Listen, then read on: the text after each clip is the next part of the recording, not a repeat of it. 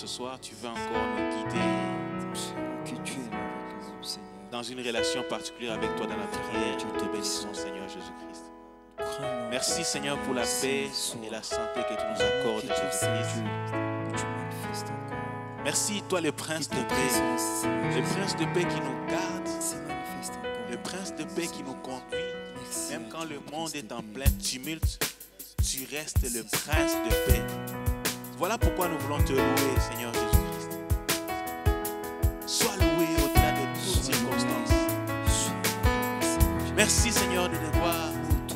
David a dit, j'étais jeune, j'ai vu, mais je n'ai jamais vu de juste abandonné, et sa postérité mendiant son pain. Ô prince de face.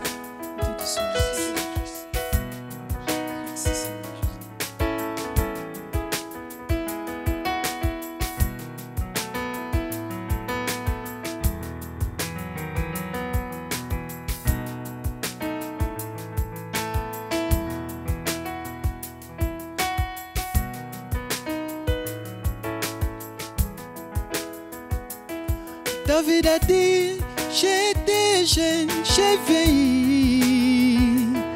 Je n'ai jamais vu un juste abandonné. David a dit, j'étais jeune, j'ai vieilli. Je n'ai jamais vu un juste abandonné.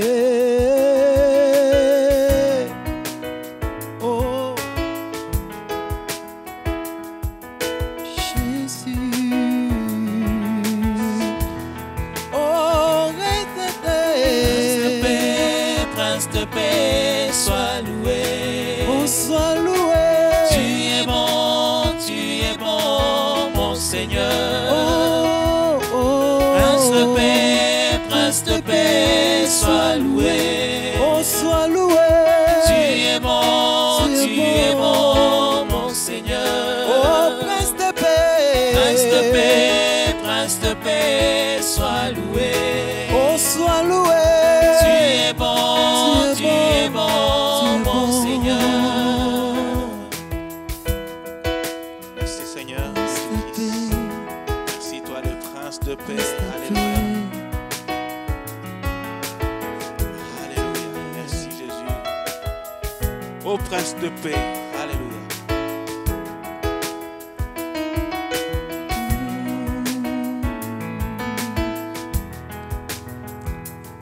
David a dit, j'étais jeune, j'ai vieilli. Je n'ai jamais vu un juste abandonné. David a dit, j'étais jeune, j'ai vieilli. Je n'ai jamais vu un juste abandonné. Prince de paix, sois loué. Oh, sois loué. Tu es bon, mon Seigneur. Prince de paix, sois loué. Oh, sois loué. Tu es bon, mon Seigneur. Prince de paix, sois loué. Oh, sois loué. Tu es bon, mon Seigneur. Oh, prince de paix, sois loué. Oh, sois loué. Tu es bon, mon Seigneur. Merci, Alléluia. Jésus. Il est vivant, Jésus. Il est vivant. Oh, il est vivant, Jésus. Il est vivant. Oh, la manne cachée, c'est toi, Jésus. La manne cachée. La manne cachée, c'est toi, Jésus. La manne cachée. Jésus, l'agneau de Dieu, c'est Jésus. L'agneau de Dieu. L'agneau de Dieu, c'est Jésus. L'agneau de Dieu. Oh, namonayo, Yeshua. Namonayo. Oh, namonayo, Yeshua. Namonayo. Oh, kaina simba yo,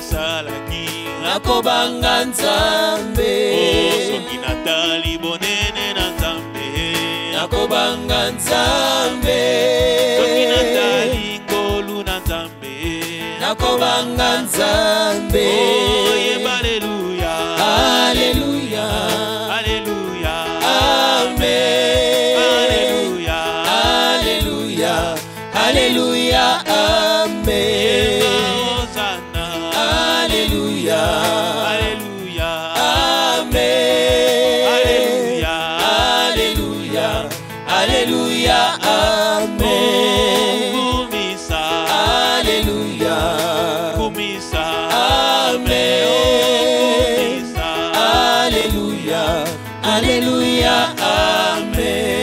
Oui Seigneur, nous t'élèvons Jésus, le Dieu vivant qui nous garde, qui nous protège. Merci Seigneur de devoir pour la grâce que nous avons d'être en toi Jésus. Merci Seigneur pour la faveur qui nous accompagne chaque jour. Merci Seigneur de devoir pour le parcours dans ces temps de confinement où tu continues à nous garder, ou dans ces circonstances difficiles, Seigneur de devoir où le monde pleure, où le monde crie, tu continues à nous garder, où le monde fait petit à petit, Seigneur, de voir l'expérience de se relever des temps difficiles que nous avons connus. Nous te disons merci Seigneur Jésus-Christ. Nous te disons merci pour la grâce qui est notre, d'être vivant en ce jour. Là où plusieurs ont perdu la vie, là où plusieurs sont dans les hôpitaux, là où plusieurs connaissent des temps compliqués. Merci Seigneur de devoir pour nos familles et pour ta grâce qui continue à abonder. Tu es Dieu et voilà pourquoi nous disons que toi tu es vivant. Et parce que tu es vivant, tu nous conserves la vie. Merci Jésus, merci Jésus. Merci Jésus pour ta grâce. Merci Jésus Seigneur de devoir pour tout. Alléluia. Merci Jésus-Christ. Alléluia Jésus-Christ. Merci Jésus-Christ. Merci Jésus-Christ. Alléluia. Est-ce que nous pouvons chanter encore ce chant pour dire que c'est seulement Dieu qui nous garde, qui nous protège par rapport à tout. Nzambe, Nzambe, batela kabana na yo. Sokoyo, obateli elonga ezali. Yemba Nzambe, Nzambe, Nzambe, batela kabana na yo. Solo, sokoyo, obateli. Chante avec voix. Oh Nzambe, Nzambe, Nzambe, batela kabana na yo. Solo, sokoyo, obateli elonga ezali. Oui, prie le Seigneur. Seigneur, c'est seulement si toi tu gardes que... Si toi tu ne gardes la maison, celui qui garde la garde en vain. Si Seigneur de gloire, si toi tu n'es pas aux avant-postes d'une situation, Seigneur de gloire, ce que nous faisons ne sert à rien. Merci pour ta grâce. Et longue Esaïe, Seigneur.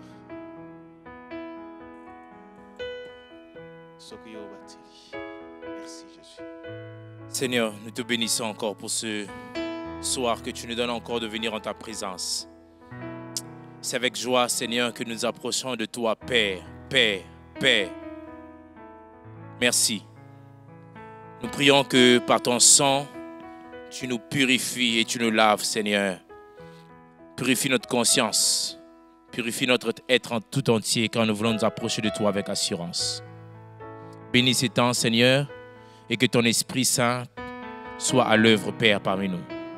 Dans le nom de Jésus-Christ, au nom de Jésus-Christ, nous avons ainsi prié. Amen. Amen. Que Dieu soit béni encore pour cette grâce qu'il nous accorde de nous approcher de lui, de venir en sa présence. Je vous salue partout où vous êtes. Vous nous suivez au travers les médias. sur notre page Facebook, sur YouTube et dans tous les réseaux sociaux sur lesquels vous êtes. Que Dieu vous bénisse. J'aimerais sans plus tarder lire 2 portions des Écritures. Nous sommes toujours dans notre épître que nous sommes en train d'étudier, de voir depuis le début de l'année au sein du département de la jeunesse. Nous sommes dans Éphésiens chapitre 3e. Nous allons lire 2 versets aujourd'hui.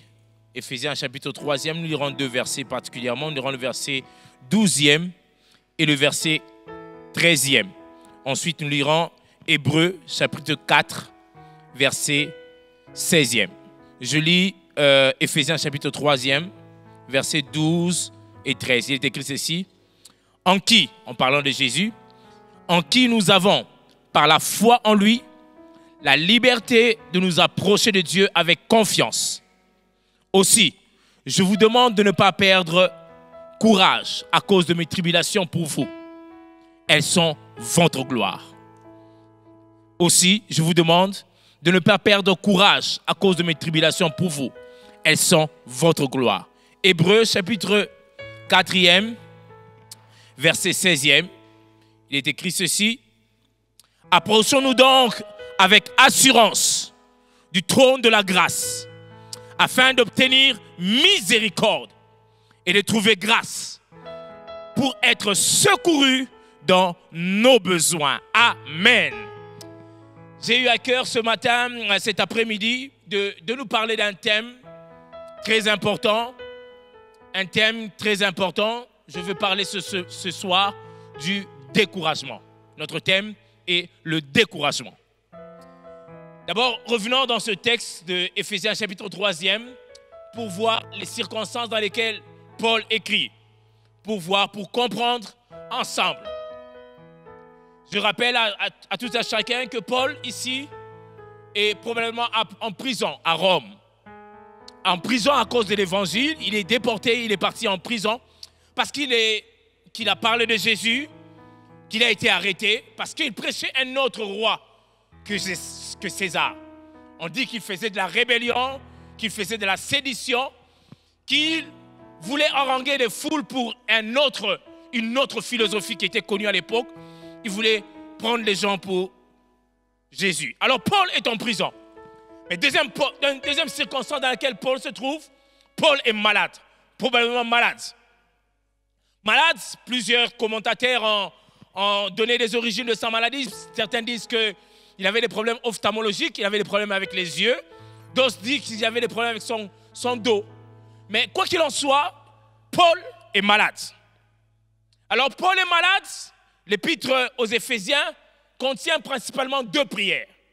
2 prières que Paul adresse à Dieu en faveur des Éphésiens. La première prière se trouve dans Éphésiens chapitre 1er, à partir du 17e verset. Paul prie. Paul prie pour les Éphésiens. Il prie principalement pour que les Éphésiens qu'ils connaissent le Dieu qu'ils prient, qu'ils aient la révélation de Dieu, qu'ils connaissent Dieu dans toute sa longueur. La Bible déclare, il prie, il dit que vous puissiez connaître l'amour de Dieu, la largeur, la hauteur, la profondeur de son amour. Paul prie pour que les chrétiens d'Éphèse, ceux qui sont sortis du paganisme, ceux qui le connaissent à peine, puissent connaître la profondeur, la hauteur, la largeur de son amour.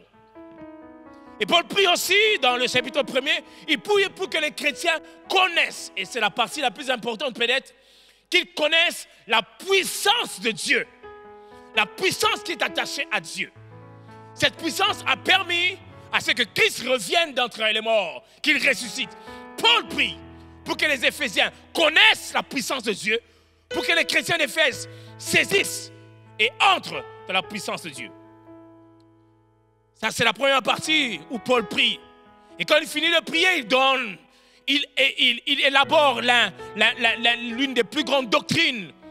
Il parle ici dans Éphésiens du mystère. Plusieurs fois, il revient sur ce mot mystère. Il explique que ce mystère est grand. Quel est ce mystère?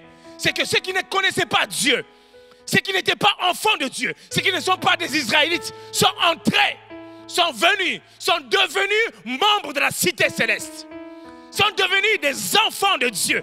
non pas simplement des créatures, non pas des sujets, mais ils sont devenus des co-héritiers avec Christ. C'est ça le mystère. Le mystère, c'est que Dieu s'est révélé au monde. Il ne se révèle plus simplement à Israël. Il ne connaît pas simplement le peuple d'Israël. Ce mystère, c'est que Dieu se révèle à toute l'humanité. Voilà le mystère. Mais revenons à notre texte. Après avoir compris le contexte dans lequel Paul prie, il dit ceci. Il finit un peu sa deuxième prière, parce que sa deuxième prière commence à partir d'Éphésiens, chapitre 3e, au verset 14, au verset 8e. Paul maintenant prie. Au verset 13e, il dit ceci. Aussi, autrement dit, par conséquent, donc, il fait une conclusion. Je vous demande de ne pas perdre courage. C'est d'où j'ai tiré mon thème, le découragement. Paul demande aux chrétiens de ne pas perdre courage, de ne pas se décourager. À cause de quoi? Il dit, ne vous découragez pas à cause des tribulations que je suis en train de vivre, à cause des difficultés que je connais. Chrétiens, où que vous soyez, il y a de la tribulation, il y a des problèmes, il y a des difficultés. Paul dit, ne te décourage pas à cause des difficultés. Ne te décourage pas à cause des problèmes que tu es en train de vivre. Ne te décourage pas à cause de ce que tu es en train de vivre. Aujourd'hui, il y a la difficulté de la maladie. Il y a la disette, il y a la famine. Mais Paul nous demande ici de ne pas nous décourager à cause des tribulations. Mais c'est quoi le découragement? Le découragement, c'est le fait de perdre courage. C'est le fait de ne plus être motivé. C'est le fait de ne plus avoir de l'enthousiasme dans ce que l'on fait. De perdre l'espoir. Le découragement, c'est le fait d'être abattu à cause d'une situation. Tu te dis, oh, est-ce qu'il y a encore de l'espoir? Le découragement, c'est le fait de ne plus avoir de la motivation pour faire quelque chose. Tu dis, même si je fais, ça ne marchera pas. Le nombre de fois où j'ai fait, ça n'a pas marché. Vous êtes découragé. Découragé à cause des tribulations. Découragé à cause des situations que vous êtes en train de vivre. Principalement, il y a 3 formes de découragement. Il y a 3 raisons pour lesquelles nous sommes souvent découragés. Premièrement, nous sommes découragés à cause de l'échec que nous subissons. Vos projets échouent. Une belle affaire que vous vouliez commencer tombe à l'eau. À cause des circonstances, wow, ça ne marche pas, ça ne peut plus marcher. Les circonstances ne vous permettent pas d'aller jusqu'au bout de vos projets. Les projets échouent. Ça amène le découragement. Vous vous apitoyez sur vous-même, vous dites, Seigneur, pourquoi as-tu permis ces choses? Seigneur, pourquoi cela n'a pas marché? Seigneur, qu'est-ce que j'ai donc fait au monde? L'échec. L'échec provoque le découragement. L'échec fait que les gens puissent s'apitoyer sur eux-mêmes. La deuxième raison pour laquelle nous vivons des frustrations, de l'abattement, des découragements, s'appelle la frustration. Frustration, pourquoi? Parce que vous êtes débordés. Des choses sans importance vous font déborder. Vous n'arrivez pas à atteindre les buts, alors vous êtes frustrés en vous-même. Frustrés parce que votre but n'est pas atteint. Frustrés parce que ce que vous voulez faire, vous n'arrivez pas à le faire. Frustrés. Vous attendiez un mariage, cela n'est pas arrivé. Vous attendiez un travail, cela n'est pas arrivé. Frustrés. La Bible déclare ceci, que les projets qui échouent abattent l'âme. Les âmes sont abattues. Les âmes sont découragées parce que les projets n'arrivent pas à terme. Les hommes et les femmes sont frustrés. La frustration. Vous êtes submergés par les difficultés. Les choses sans importance et inattendues vous empêchent à atteindre le but. La troisième raison pour laquelle nous vivons le découragement, c'est souvent la peur. Les découragements arrivent dans notre vie parce que nous avons peur. On ne le remarque pas. Souvenez-vous, Job a dit ceci. Ce qui m'arrive, c'est ce que je crains. Ce qui survient sur moi, c'est ce que je redoute. La peur d'échouer. La peur de ne pas être à la hauteur. La peur du lendemain amène parfois le découragement. Tu te dis, même si je fais, ça ne marchera pas. Même si j'essaye, je n'y parviendrai pas. Vous êtes découragé. La peur du fiasco. Si je n'y arrive pas, que penseront les autres? La peur d'être critiqué. Que vont penser les autres de moi? La peur amène souvent le découragement. Après avoir vu les raisons pour lesquelles nous pouvons nous décourager, mais quel est le remède au découragement? Ah, ça j'ai aimé comment Paul aborde cela. Comment est-ce que nous devons faire face au découragement? Bien-aimés, tout le monde, y compris moi qui vous parle, nous vivons à un moment ou à un autre dans le découragement. Nous subissons des choses. Nous subissons des choses dans la vie qui nous amènent parfois à nous décourager. Regardez, même Jésus, un jour, il arrive au point culminant de son ministère. Il devait aller à la croix. Mais il arrive au jardin de Gethsémane. Oh, il dit, Père, éloigne de moi cette coupe. Il est découragé parce qu'il dit, waouh, c'est trop lourd à porter. C'est trop lourd à faire. Je ne peux pas peut-être, Père, c'est difficile. Il se décourage face au péché du monde. Quand il voit la maladie des hommes, ils disent, Père.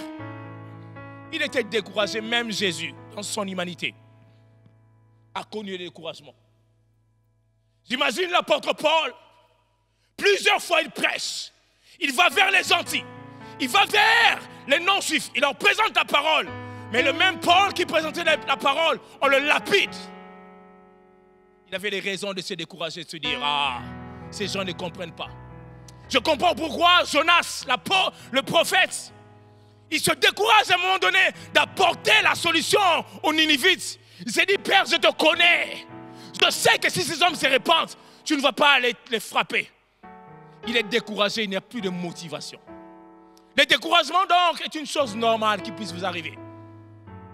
C'est une chose qui arrive à tous les enfants de Dieu. Je me souviens de David.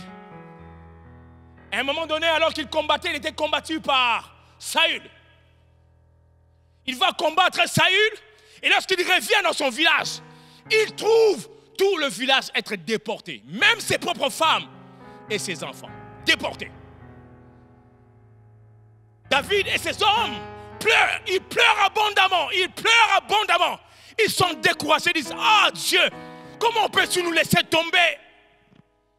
Alors que nous sommes allés nous battre pour ta cause. Alors que nous sommes allés défendre ton nom. Dieu, pourquoi nous as-tu laissé tomber? Mais à un moment donné, après avoir pleuré, David dit à ses hommes, levons-nous et prenons courage, car l'Éternel est avec nous. Amen. Mais qu'est-ce que nous devons faire face au découragement? C'est ça la grande question. Alors Paul y répond ici, au verset 12e. Éphésiens chapitre 3e, au verset 12e, Paul y répond. Il dit ceci. En qui? Il parle de Jésus. En qui nous avons, par la foi en lui, la liberté de nous approcher de Dieu avec confiance. Il fait la conclusion aussi. Donc, par conséquent, je vous demande de ne pas vous décourager. Paul donne la réponse au découragement. Il dit, pour ne pas te décourager, fais une chose, comprends une chose. La chose que tu dois comprendre, c'est que tu dois t'approcher de Dieu avec assurance. Approche-toi de Dieu. Paul utilise un mot ici, dit, dans certaines versions, il dit, nous avons la liberté, nous avons la hardiesse, le courage, le toupet, la capacité de nous approcher de Dieu avec assurance. Waouh! Paul dit ceci. Il utilise le mot hardiesse, la liberté. Cette liberté qui manquait aux Juifs de s'approcher de Dieu. Le Juif avait des prescrits. Personne ne pouvait entrer dans le lieu très saint de n'importe quelle manière. Personne n'entrait dans le lieu très saint tous les jours.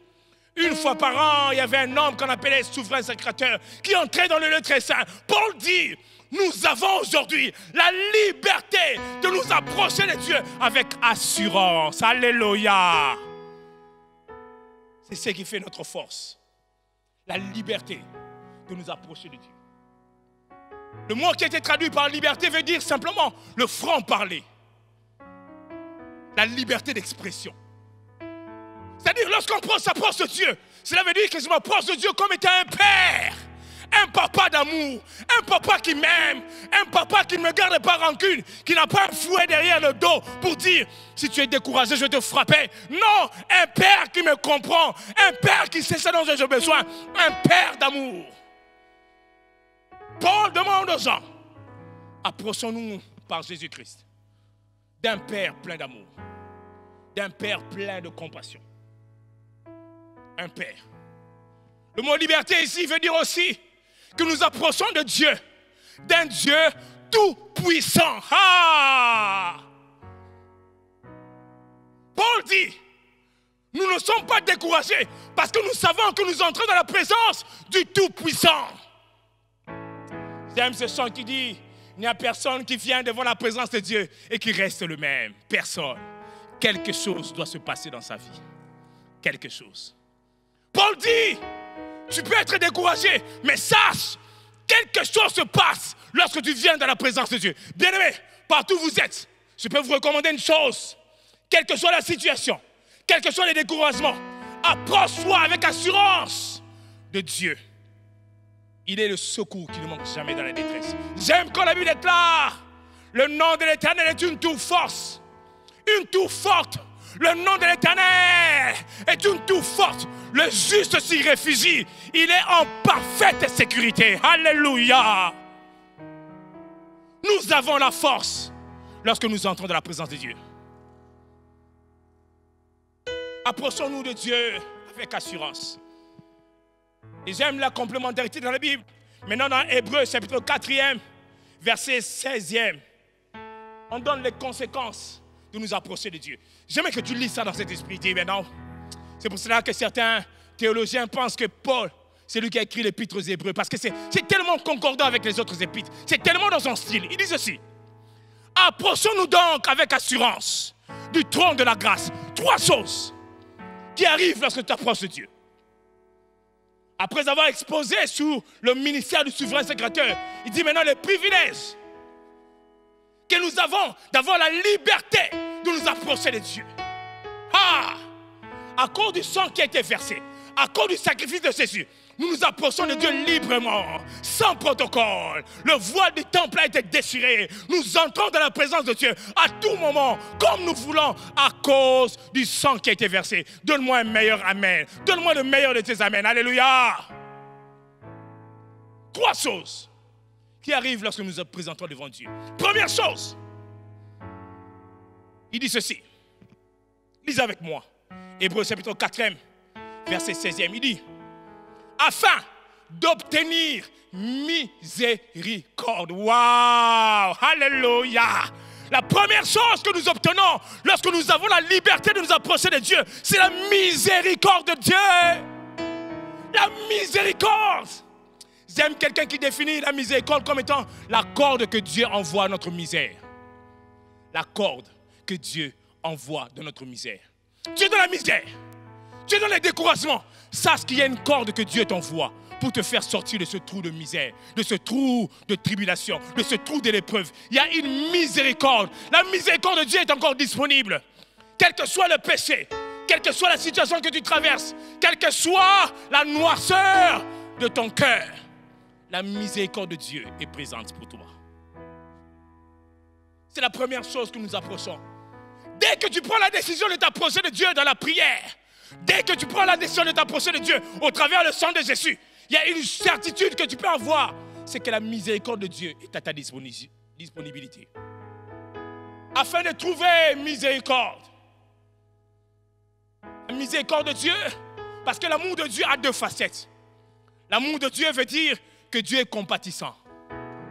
C'est-à-dire que quand tu souffres, Dieu souffre avec toi. Quand tu as mal, Dieu a mal avec toi. Mais elle ne s'arrête pas là. L'amour de Dieu veut dire aussi sa miséricorde. C'est-à-dire que non simplement qu'il souffre avec toi, mais il est capable de te faire sortir de cette situation. Vous savez, les hommes peuvent venir à un deuil, ils disent, ah, il est mort, Mawa. Ah, ils ne savent plus rien faire. Mais la miséricorde de Dieu fait qui fait la différence. C'est que lorsqu'il compatit avec toi, il est capable de te faire sortir de cette solution. Donne-moi un meilleur amen.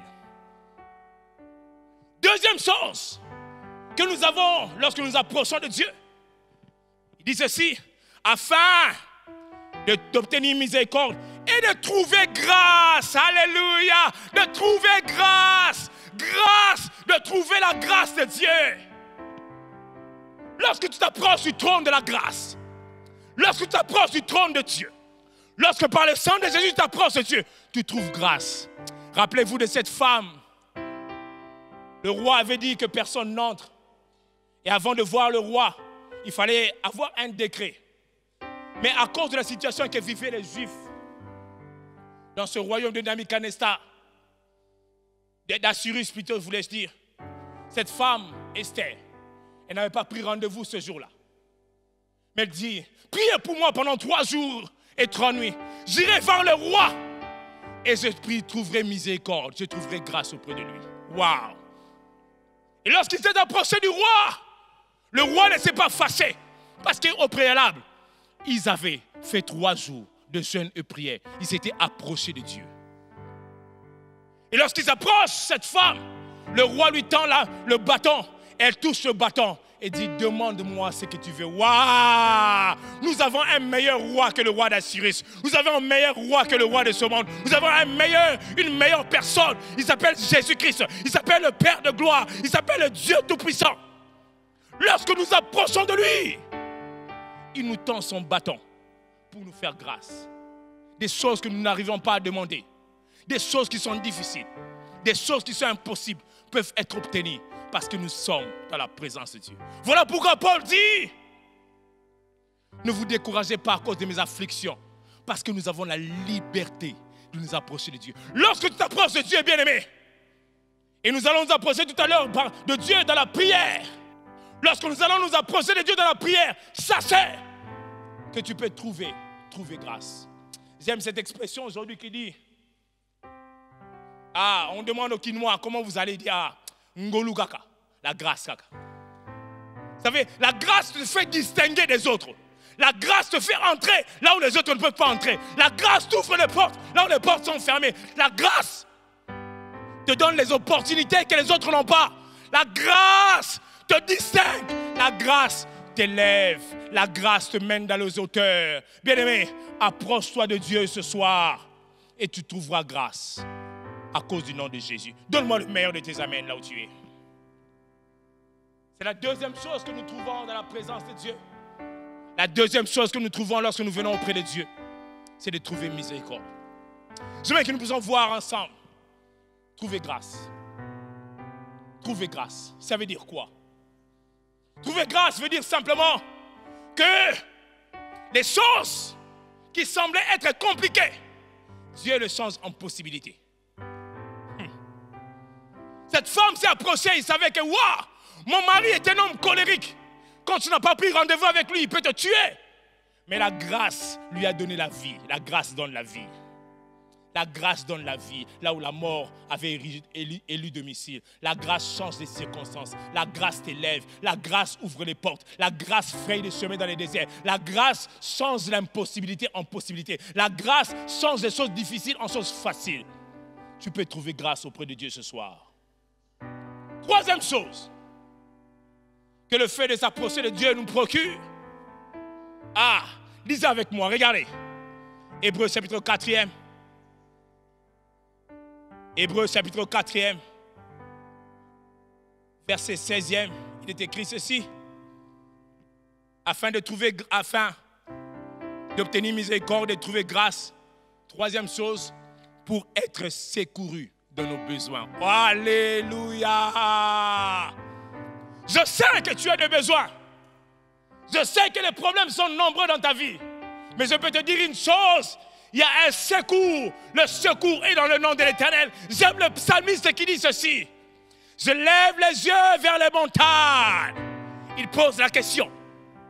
D'où me viendra le secours? Il y répond, on dit. Le secours me vient de l'Éternel qui a fait les cieux et la terre. Le secours ne me vient pas d'un homme. Ce n'est pas parce que je suis le roi David. Le secours me vient du nom de l'Éternel qui a fait les cieux et la terre. Le secours ne vient pas d'un homme. Le secours ne viendra pas de la Chine. Le secours ne vient pas des États-Unis. Le secours ne viendra plus de l'Europe. Le secours est dans le nom de l'Éternel. Mais j'aime comment on définit le nom de l'Éternel, de celui qui a fait les cieux et la terre. C'est-à-dire, le secours te vient de celui qui a le monde entier, l'univers entier entre ses mains. Bien-aimé, tu peux avoir confiance dans le nom de l'Éternel. Parce qu'il détient l'univers. L'univers entier est entre ses mains.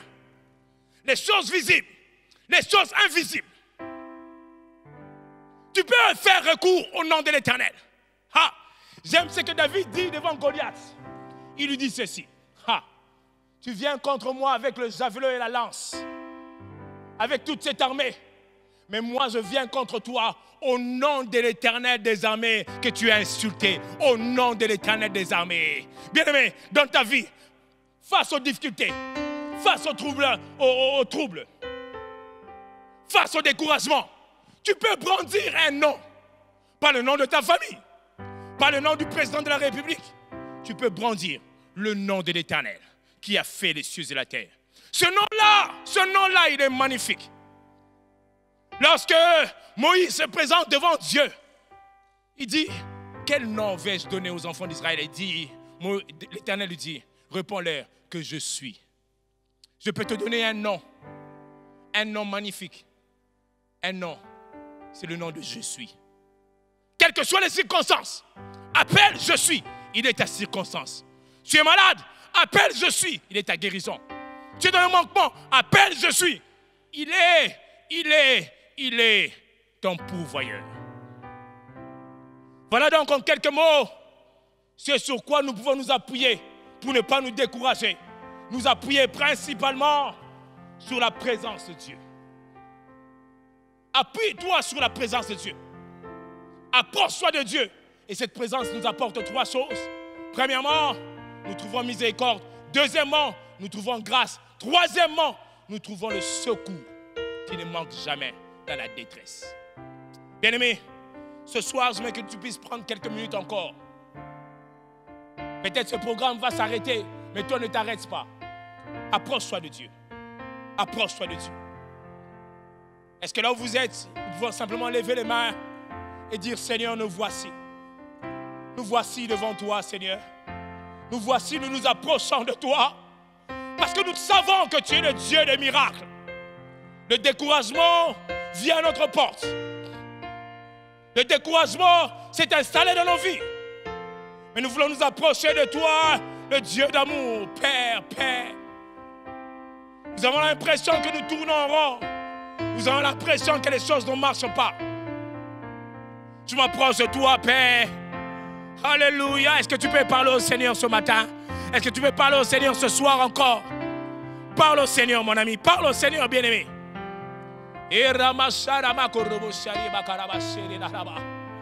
Je crois un Dieu qui fait des miracles. Je crois un Dieu qui agit au-delà de notre entendement. Je crois en toi, Seigneur. Mon espérance est en toi, Jésus. Écoute, mon frère et ma soeur, nous nous approchons de toi par le nom de Jésus-Christ.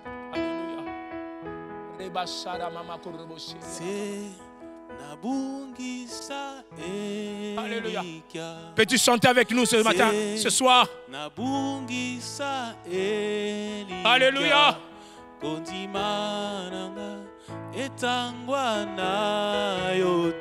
Alléluia.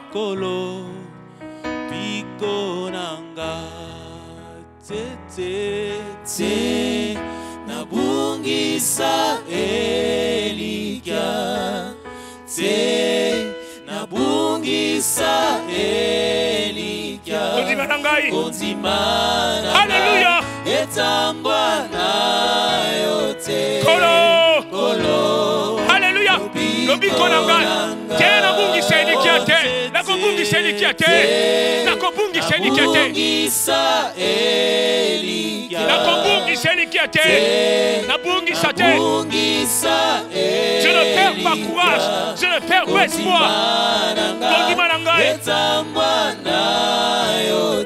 Kolo. Singangai.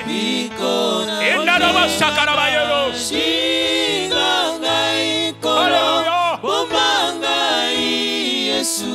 Nangolu na yo. Oyo kufela. makila na yo. Na makila na yo. Petola ngai. Petola ngai Yesu. Alléluia. Alléluia. Lobiko na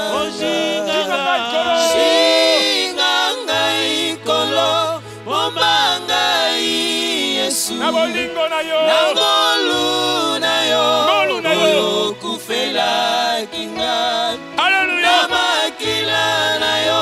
Petola ngai Yesu. Lobiko na. Je me prie pour vous. Seigneur, merci pour ta parole encore ce soir. Merci pour avoir touché une vie. Laisse que le découragement puisse céder la place à la foi. Nous voulons croire en toi. Nous voulons croire en toi, le Dieu des miracles. Merci pour l'espoir que tu donnes, Seigneur. Il est écrit dans ta parole, un chien vivant vaut mieux qu'un lion mort. Et pour tous ceux qui vivent, il y a de l'espérance.